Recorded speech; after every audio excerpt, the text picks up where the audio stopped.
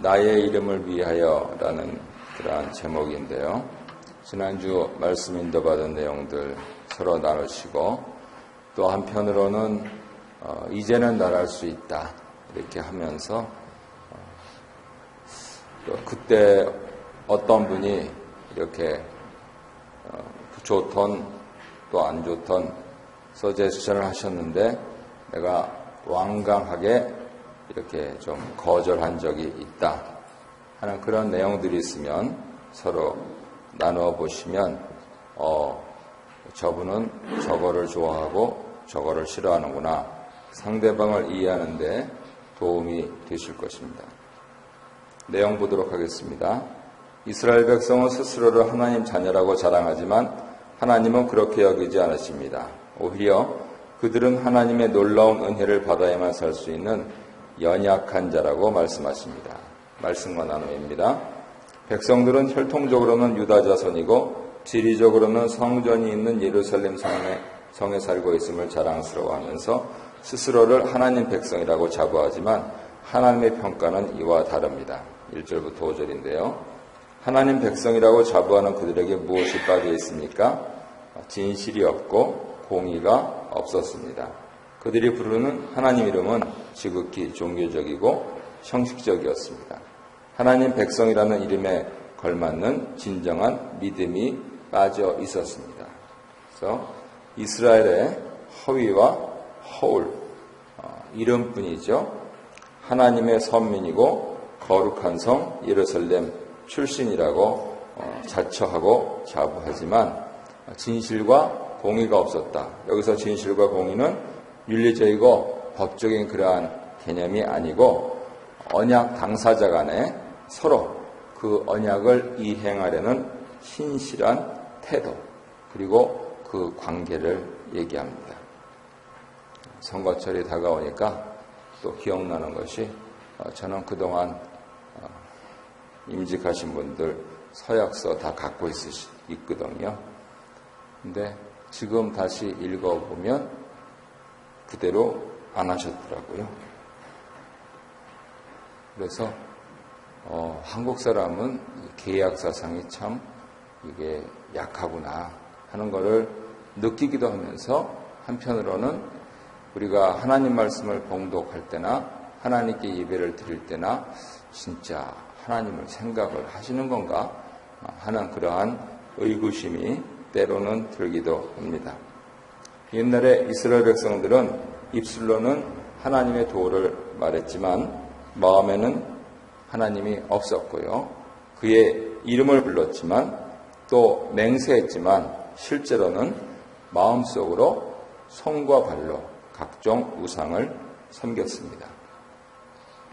이번 주 수요일날 공부한 이사야 테이프를 들으시면 우리 교회 성도님들이 생각하는 우상이 뭔가 하는 게 열거되어 나와 있습니다. 궁금하시면 찾아서 들으시기 바랍니다. 진실한 믿음이 결여된 자에게 주어지는 화려한 이력은 허영과 헛된 자만에 불과합니다. 그것은 처음에는 내 훈장 같을지 모르지만 결국은 나의 올무가 됩니다. 그런 분이 그렇게밖에 못하느냐 하는 얘기를 어린아이들로부터 듣기 때문이지요. 2번 보겠습니다. 하나님은 출애굽이나 예루살렘의 패망, 바벨론 포로와 같은 구원과 심판의 위대한 사건이 일어나기 전에 백성들에게 미리 말씀하십니다. 그렇게 하신 이유는 노새처럼 고집스럽고 교만한 백성들이 하나님 역사마저 우상의 업적으로 치부할까 염려했다.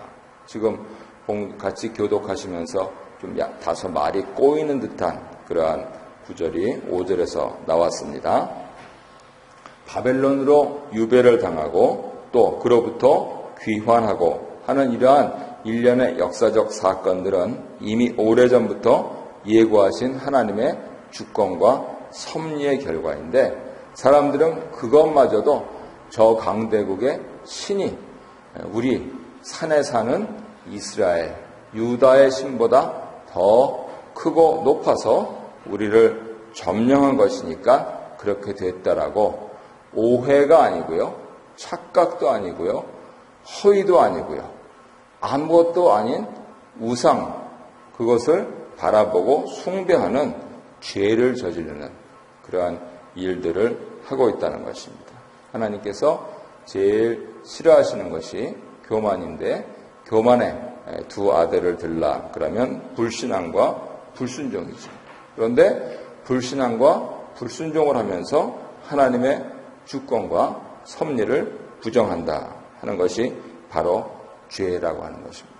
그랬을 때 지금 벌어지는 일련의 이 상황들, 역사적인 증거들, 그리고 앞으로 현재부터 진행될 그러한 일들, 이 모든 것들, 심지어는 심판까지도, 그리고 심판 이후에 있을 회복까지도 하나님께서 선지자들을 통하여서 예고하신 대로 그대로 될 것이다 라고 말씀을 하시고 있는 것입니다. 그래서 이스라엘은 자신의 무지와 아집을 회개하고 버리고 하나님께서 그들을 회복하시고 구원하시고 또 미래에 사랑하시고 라고 할 그러한 말씀을 붙잡고 하나님께만 매달리고 또 당장 그것을 깨달은 이 현재 오늘 여기서 그렇게 해야지 조금만 있다가 나중에 이것 좀 풀리고 나서 그러면 그 미래가 있을지 없을지는 내가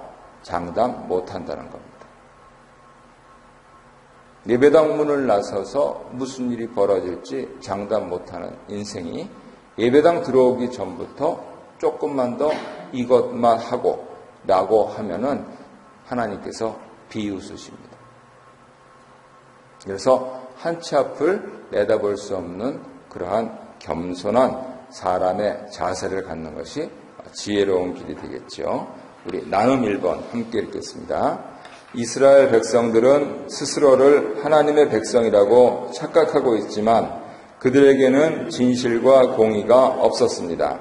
또한 그들은 매우 고집이 셌고 하나님보다 이방신을 더 의지했습니다. 하나님은 그런 백성들의 교만과 불신을 바로잡기 위해 일어날 일을 직접 말씀하십니다.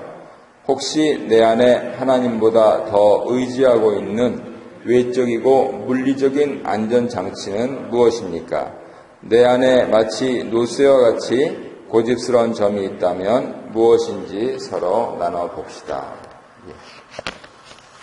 우리는 이민 온 사람들이기 때문에 틀림없이 있습니다. 아무리 부인해도 이 땅에서 살고 있는 것은 고국에서 뿌리가 뽑혔다. 영어로는 unrooted라고 그러거든요. 이민자들은요 굉장히 고집이 셉니다. 한국에서 지금 사는 사람들은 고집 별로 안 세요. 그냥 유행 따라갑니다. 그런데 우리들은 달라요.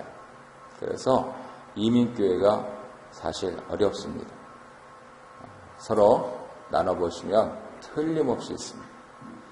그러한 부분들이 혹시 나의 약점이라고 하더라도 그것을 공동체 안에서 서로 나누면서 우리 공동체가 유기체가 되어갈 수 있도록, 즉 성령께서 역사하시는 살아있는 그러한 그리스도의 몸으로 되어갈 수 있다면 우리 교회는 살아납니다. 2번 보겠습니다. 하나님이 은비한 일을 그의 백성에게 드러내시는 이유는 그의 백성이 은혜를 받을 만한 어떤 자격이 있어서가 아니고 하나님 이름을 영화롭게 하기 위해서입니다. 6절부터 11절인데요. 이스라엘 백성에게 은비한 새 일을 시작하는 하나님은 어떤 분입니까? 여기서 새 일, 구원의 역사를 이루실 새 창조의 하나님이십니다. 역시 이사야에서도 새 창조를 말씀을 하시지요. 예레미야 31장 31절 또 에스겔의 여러 곳곳에서 말씀을 하셨는데 아니 그 전에 이사야 선지자를 통해서 분명히 말씀을 하셨습니다. 여기서 새일, 즉 이스라엘이 알지 못하던 은비한 일이다라고 하는 것은 바벨론이 멸망한다. 지금 바벨론의 위협을 받고 있는 상황에서 바벨론이 멸망한다. 그리고 그 멸망에 따라서 포로로 잡혀갈 이스라엘이 귀환한다. 결국 이것은 하나님의 구원 역사다. 나는 그거 싫은데요. 아니요. 자초한 거예요. 내가 싫고 좋고가 아니고요. 내가 여지껏 내 생애를 그렇게 살아와서요. 그 일들이 피할 수가 없다고요. 그런데요. 피할 수가 없는데요. 그리고 나서가 더 큰 문제라고요. 예를 들면은 빠따를 한 대 맞으면은 엉덩이가 아프죠. 안 맞으려고 삐끼다가 허리 부러져서 의가사 제대하는 사람들도 꽤 됩니다. 엉덩이가 얼얼한데 그 다음이 문제라고요. 그래서 그 다음에 어떻게 내가 정신을 차리고 또 같이 단체 생활을 하고 그리고 함께 더불어서 살아남을 궁리를 하느냐, 아니면 여전히 나 혼자 요리조리 빠지다가 결국 또 불려와서 또 맞느냐 하는, 이것은 전적으로 내 처사라는 것이죠.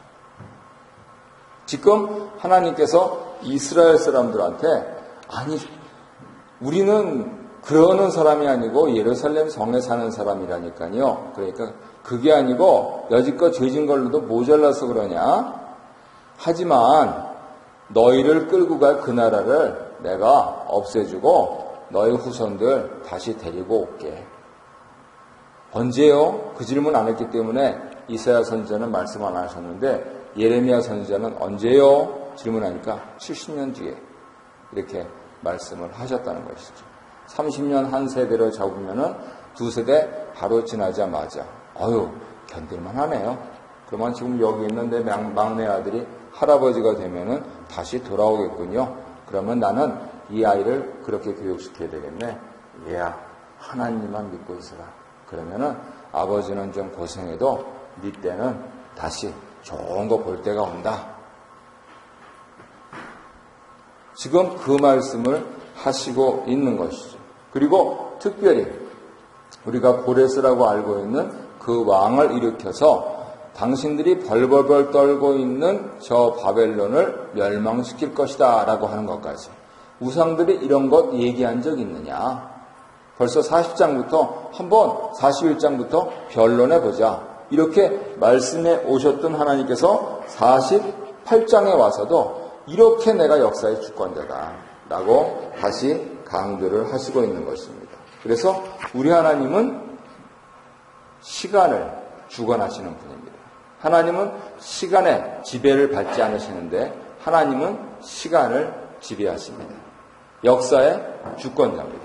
요즘 우리나라 사람들이 좋아하는 창조, 그것을 역사와 결부시키면 유일신이 됩니다. 만드신 분이 역사를 주관하시면 그 신은 이 세상에 유일하신 신이 돼요. 그래서 창조 역사는 하나님의 유일성을 드러내는 귀한 말씀이고 우리 40장부터 계속해서 이사야서에서 반복되고 있는 것이죠. 이처럼 출애굽을 시키셨던 하나님께서 출바벨론을 시키심으로써 당신의 능력과 영광을 자기 백성과 온 열방에 나타내십니다. 하나님 백성이 우상 숭배하는 것뿐만 아니고 우리가 이번 주에 초예배 이미 묵상을 했습니다만 다른 나라 백성들, 이방 나라 백성들이 이방신을 섬기도 무슨 상관이에요? 하나님 상관하시더라고요. 나는 전혀 관심 없어요. 그렇게 얘기 안 하시고 하나하나 너와 나 모두 다 개입하시더라고요. 그래서 우상은 절대 섬겨서는 안 됩니다. 그리고 사람이 이렇게 해드리면 좋아하겠지. 물론 정성은 고마운 일이지만은 그것을 통해서 내가 이렇게 하면은 하나님은 이렇게 하실 거야 라고 하는 예측은 안 하시는 것이 좋습니다. 사람이 만든 학문 중에서 사회학이라고 하는 것이 있는데요. 제가 불어를 못해가지고 사회학이 처음에 이렇게 대두될 때 모토가 뭐냐? 예측할 수 있는 것은 통제할 수 있다라고 하는 것이었습니다. 그래서 예측을 하려고 그렇게 애를 썼는데 요즘은 스마트 시대가 돼가지고 불가측의 시대다 이렇게 얘기합니다.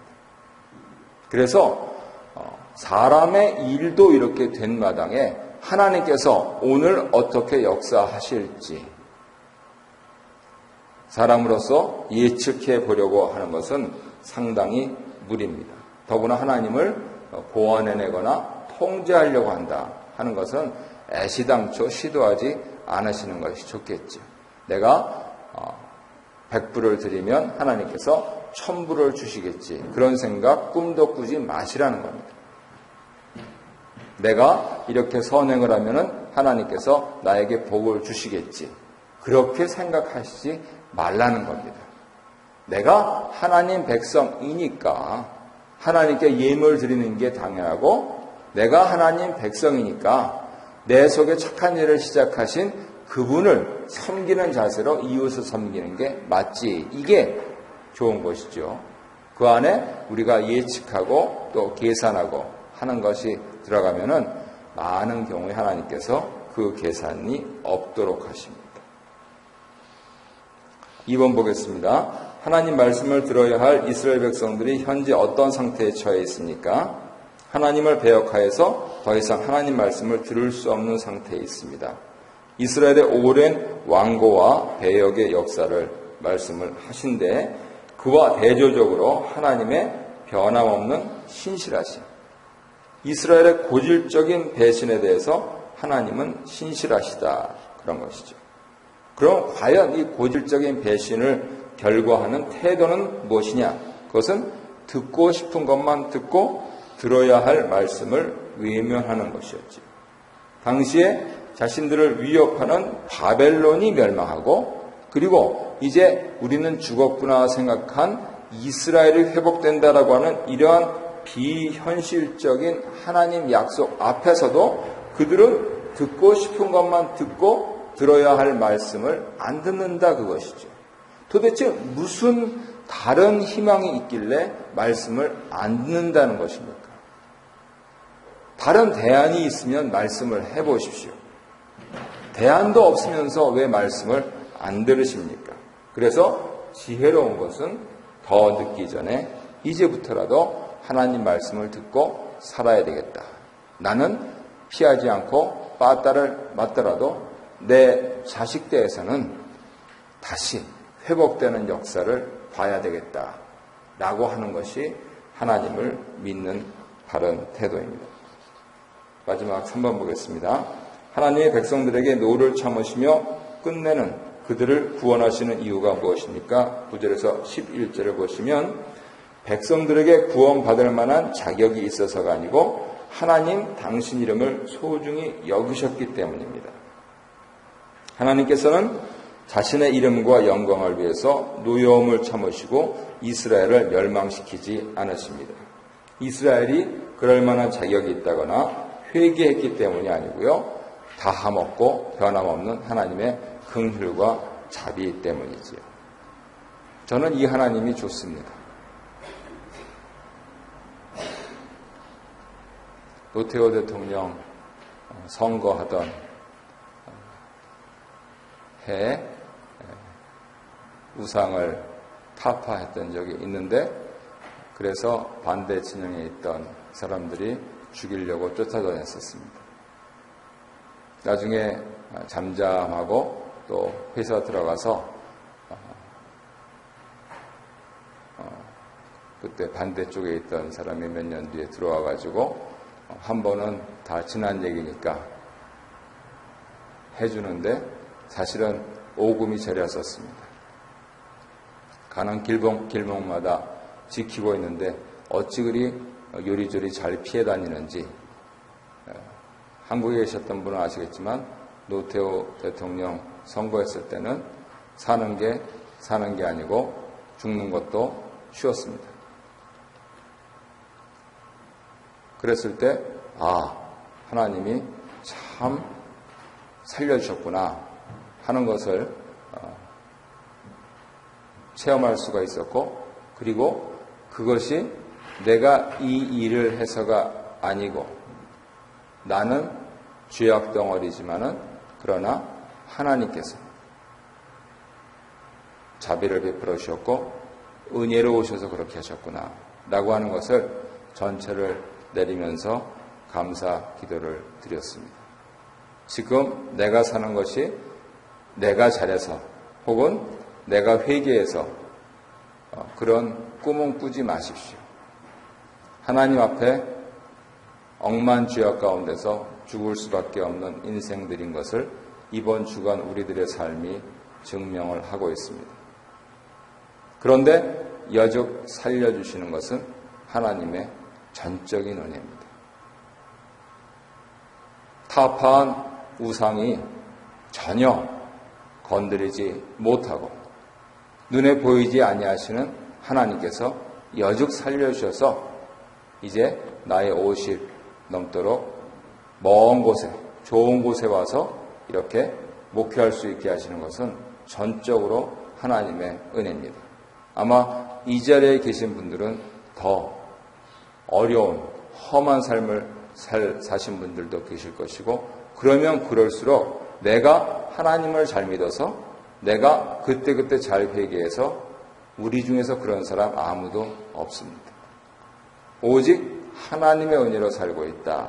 그래서 저는 이 하나님이 좋습니다. 제가 앞으로 어떻게 갈지 저 자신도 모르지만은, 그러나 끝끝내 저를 사랑하시고 붙잡아 주실 분이 바로 그분이기 때문입니다.